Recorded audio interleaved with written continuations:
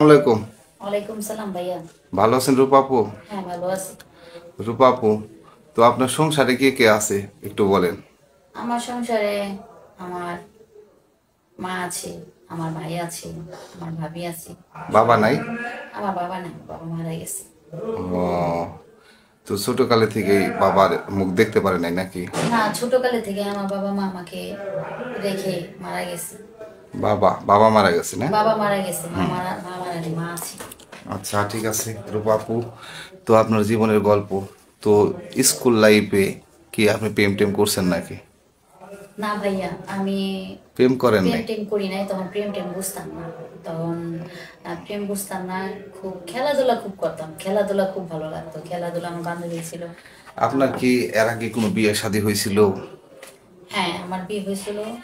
আমি কিছুদিন অনেক আগে আপনার ভিডিওতে আমার বিয়ের ঘটনা আমি আপনাকে বলছিলাম। বলছিলেন, হ্যাঁ। হ্যাঁ, হাজবেন্ড খুব ভালো ছিল না, নেশা করতো, নেশা করে আমাকে খুব মারধর করতো।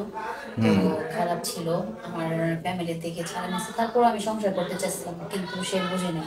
কতদিন ছিলেন আপনি? আমি ছিলাম এই 2 বছরের মতো ছিলাম। 2 বছর ছিলেন? হ্যাঁ। কোনো বেবি টেবি? না না, আমার কোনো বেবি টিবি হয়নি। ও, যাক ভালো। আচ্ছা আপু, তো আপনি কিরকম পাত্র চান? আমি একটা খুব ভালো একটা মনের মানুষ চাই, ভালো একটা পাত্র চাই, সে আমাকে বুঝবে। কারণ আমি অনেক কষ্ট পাইছি, অনেক একটা ধোকা ধোকা খাইছি, অনেক প্রতারণা ছিলাম। আবার একটা রিলেশন করছিলাম একটা ছেলের সাথে, এটাও বলছি আপনাদের যে আমি একটা রিলেশন করে আমি অনেক প্রতারিত শিকার প্রতারিত হয়েছি। শিকার হয়েছেন, হ্যাঁ। হ্যাঁ, আমি খুব কষ্ট পাইছি। বা স্বামীটাও ভালো ছিল না, এরকম একটা মানে 2বার কষ্ট পাইছি। এখন যদি একটা ভালো। আচ্ছা আপু, এই যে দেখেন আপনার জীবনে কয়েকটা ঘটনা ঘটে গেছে।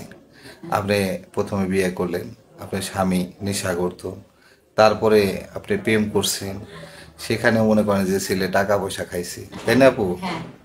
তো এইরকম ছেলেদের প্রতি কি আপনার কোনো ঘৃণা ওইরকম কোনো হ্যাঁ, কিছু? আমার অধিক পরে অনেকেই ঘৃণা ধরছিল। এখন তো সবাই বলে যে বিয়ে না থাকলে মানুষে খারাপ বলে, মানুষের মা বাপরে বলে মেয়েকে বিয়ে দাও না কেন, মানুষের পাড়াপড়শি তো জানেনি। মানুষের তো একটু হইলে আর একটু বানায়, মানুষের খাইলে অনেক খাওয়া নেই, মানুষের বদলাম নিয়ে কখন কি থাকবে, এরকম ধারণা থাকে। তো বলতে আসি সবাই, তার জন্য আমি বলছি যে আপনাদের একটা নাম, মানে আপনাদের ইউটিউবে নাম ছিল, ওই নাম্বার ছিল, ওই নাম্বারে ধরে আমি বলছি আমার জীবনের গল্প আমি আপনাদের তুলে ধরবো। বা আমি একটা ছেলে চাই, হ্যাঁ, একটা পাত্র আমাদের চাই। মাধ্যমে যোগাযোগ হ্যাঁ, করছেন আপনি। যোগাযোগ করে আমি আসছি। হুম। তো আপনার নাম্বারটা যদি আমরা স্ক্রিনে, আমাদের ভিডিওর স্ক্রিনে ব্যবহার করি বা দিয়ে দিই, আপনার কি কোনো সমস্যা আছে? না, আমার কোনো সমস্যা নাই। আপনারা ভিডিও মধ্যে আমার দিতে পারেন।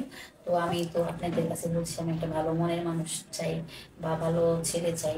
সে অনেক ছেলেরা আছে নাম্বার নিয়ে বলবে যে হ্যাঁ অনেক ছেলে চাইছে, আমার এত ছেলের প্রয়োজন নেই। একটা মনের ভালো একটা মানুষ ছেলে হলে চলবে, ঠিক আছে? মেয়ে তো আমি একলা, আমি একটাই ছেলে চাই, আর একটাই বিয়ে করতে চাই, বা একটা মানুষের নিয়ে সংসার করে সারা জীবন কাটাইতে চাই।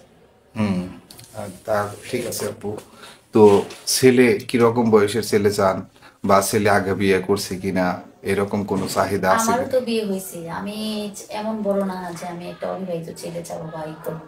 আমার কপালে আল্লাহ যেটা লিখে থাকে ওইটাই হবে। কিন্তু আমি বেশি বেশি করে চাইতাছি, বিশেষ করে যে আমি একটা মানে বয়স্ক মানুষের চাই, যেমন যেমন 32 বছর 30 বছর এরকম একটা ছেলে চাই। কিন্তু ইয়াং ছেলেরা তো মানুষের মন নিয়ে আমার জীবন নিয়ে খেলে। আমি একটা এরকম ছেলে চাই যে সে আমাকে বুঝবে, তা আমাকে ভালোবাসবে, আমার নিয়ে সুখে সংসার করবে।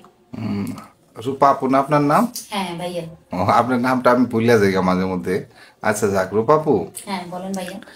তো আমাদের অনেক ছেলেরা বলে যে এখানে কথাবার্তা আপনি আসছেন যে নিজের ইচ্ছায় আসেন নাই, কিংবা আমরা নিয়ে আসছি, না, সেটা আপনাদের দর্শকের। দর্শককে বলতাছি ভাইয়ারা, ভাইয়ারা বোনেরা, হুম। একটা মেয়ে জীবনের গল্প কেউ হাইদা বা কেউ যাচাই করে নিয়ে আসে না।